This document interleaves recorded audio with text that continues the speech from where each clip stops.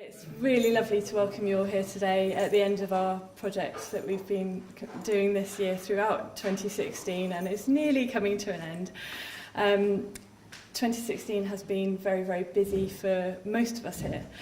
And the last few years working towards this point have felt rather long at times.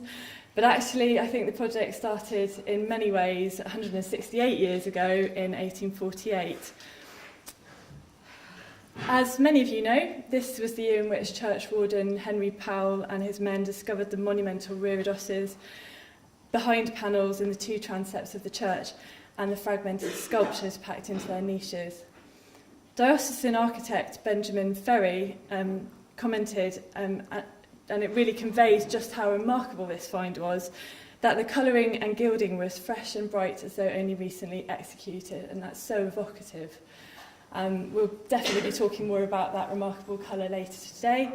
But I think it's also worth saying that Ferry also noted the impetus to care for and learn about the collection, writing that the churchwardens of St Cuthbert's Church, and indeed all the officials, have shown the greatest zeal in endeavouring to preserve from further injury to the utmost of their power these most interesting memorials.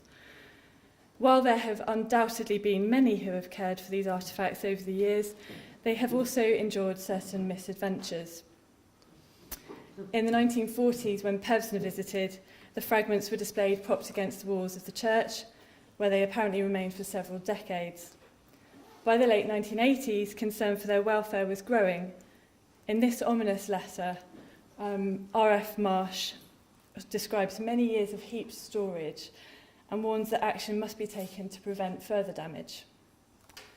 As a result, several groups of people undertook exploratory work on the collection, which laid the groundwork for the current project. Art historian Philip Lindley made a first attempt at sorting the fragments. Jo Dower of the V&A Museum analysed a small sample of the paintwork, and her samples are preserved in the museum to this day and were kindly supplied to our conservators. Sue and Lawrence Kelland photographed the fragments in groups, leaving an archive which has been a useful reference for the current work, and conservators Richard and Helena Jeschke produced a preliminary report proposing next steps. Unfortunately, the nascent project faltered at this point and was never fully realised, but it has been a great advantage for us to learn from the work of these people, and in some cases to benefit from their advice and support during the current project work. Thank you, Helena. Planning for the current project began in earnest 4 years ago, when the PCC decided to take action once again.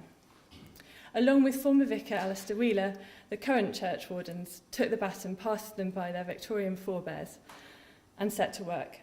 Graham Barrow and Antonio Gwynn have worked tirelessly and passionately to protect and promote the Reredoses, both giving huge amounts of their time and energy as volunteers.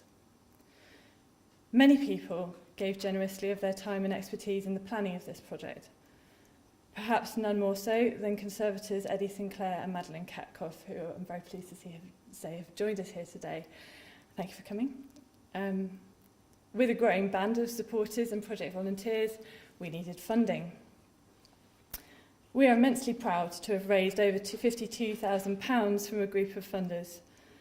Half the money was given by the Heritage Lottery Fund, who have been wonderful partners throughout the work.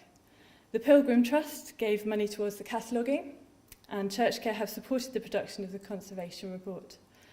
We're pleased to welcome Joseph Friedrich from ChurchCare today, and he'll be speaking this afternoon. Funding from the Leach Trust allowed us to extend the scope of the project and achieve more than we originally set out to. Somerset Archaeological and Natural History Society have funded the paint analysis through their Maltwood grant, which is dedicated to supporting research into the archaeology and history of Somerset. The society was newly formed when the Reredoses were discovered, and we are grateful for their long-standing support of the Reredoses, and in particular for Barry Lane's hard work in producing a display during the Heritage Open Days in the Conservators' Workshop, showing some historical paintings next to the fragments the first time in over 150 years.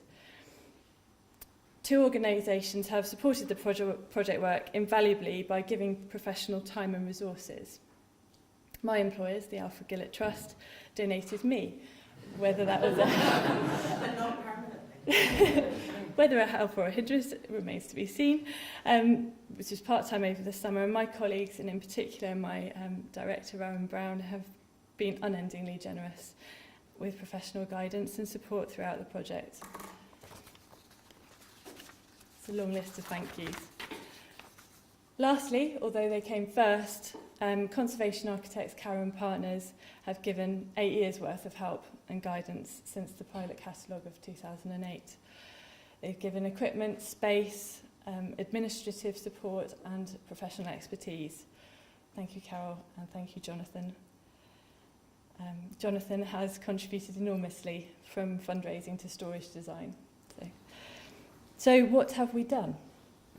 We have, firstly, we've catalogued the entire collection to establish a comprehensive itemised overview of the collection, something which had never been done before. The catalogue was completed by Jerry Sampson, who we'll hear from shortly, assisted by our documentation volunteers, and it will be shared online within the next few weeks. Each of you have some information about how it will be shared in your conference packs. I hope you will use it as a fantastic resource in the future. Secondly, a survey of the Reredos frameworks and a sample of the fragments to really look into that magnificent paintwork. Lynn and Emma of Humphreys and Jones have scaled the heights of the transepts and investigated the most microscopic details of the sculptures, and we're very excited to hear from them later too. The fragments, which were so precariously stored, as you can see here, have been painstakingly repackaged by our team of project volunteers so that they are better protected into the future. And we've met lots of people.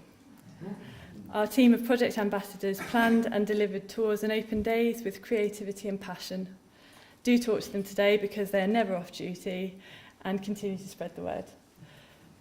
Our visitors have brought new perspectives to the project and challenged us in new ways. Our youngest visitors enjoyed dressing up as medieval saints and bishops and literally trying their hand at gilding. This is at the bottom left. The prize for the Explorer Challenge was a fingerful of gold leaf.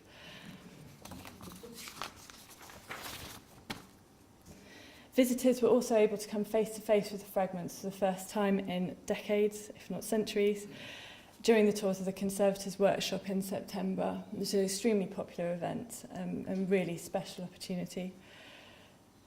Along the way, there have been many exciting discoveries, some of which we'll be hearing from Jerry, Lynn and Emma shortly, but for one in particular we need to thank Wells City Archivist Julia Wood, who applied her archival ingenuity to finding the original 1470 contract to produce the South Transept Reredos. Those of us who work in archives know it's not as simple as looking something up on a database like it's Google, and it really was a good piece of detective work to find this, but a real treasure, of course. And it is this document which consolidates the collection's significance. Nowhere else in Britain does such a contract survive in combination with such extensive survival of the commissioned sculpture.